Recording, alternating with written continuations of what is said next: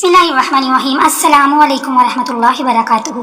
हज़रत आदम अलैहिस्सलाम के बेटे काबिल ने अपने भाई हाबिल को कत्ल कर दिया तो अल्लाह ताला ने उसे कौवे के जरिए भाई की लाश दफनाने का तरीका बताया, जिस पर अमल करते हुए उसने लाश दफना दी।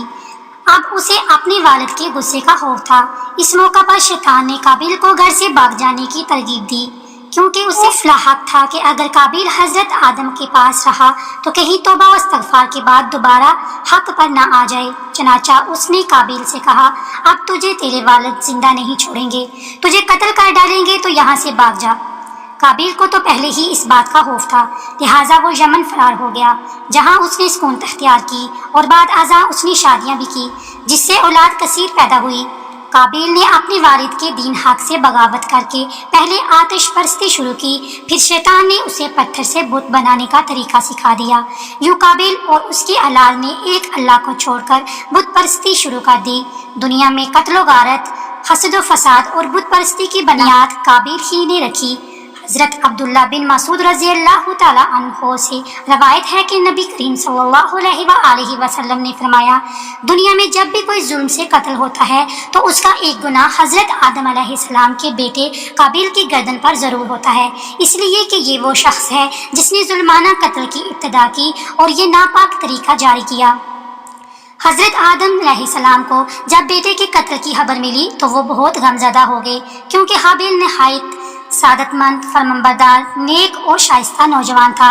उसके इन्हीं औसाफ हमीदा की बना पर हज़रत आदम अलैहिस्सलाम को उम्मीद थी कि वो अल्लाह के दीन को आगे बढ़ाने में उनका माओ मददगार साबित होगा।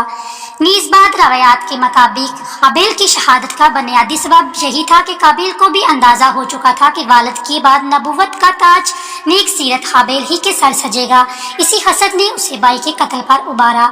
हाबिल के कत्ल के बाद हज़रत आदम और अम्मा हवा बहुत अदास रहा करते और बेटे को याद करके घंटों आंसू बहाया करते थे।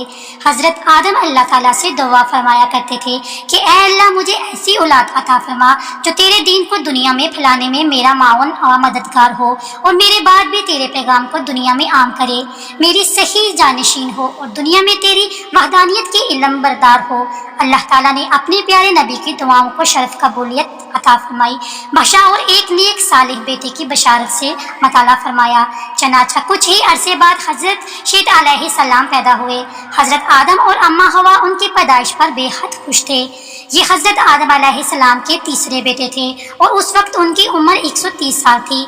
अम्मा हवा अलैहिस्सलाम ने साहबजादे का नाम शीस रखा, जिसने अरबी में मायनी अतिया खुदाबंदी के हैं, यानी अल्लाह ताला के जानब से अता किया गया खूबसूरत तोहफा।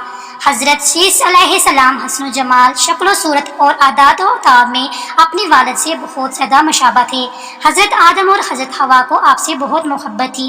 उम्मीद करती हूँ आपको ये एक किस्सा बिया पसंद आया होगा। Thank you.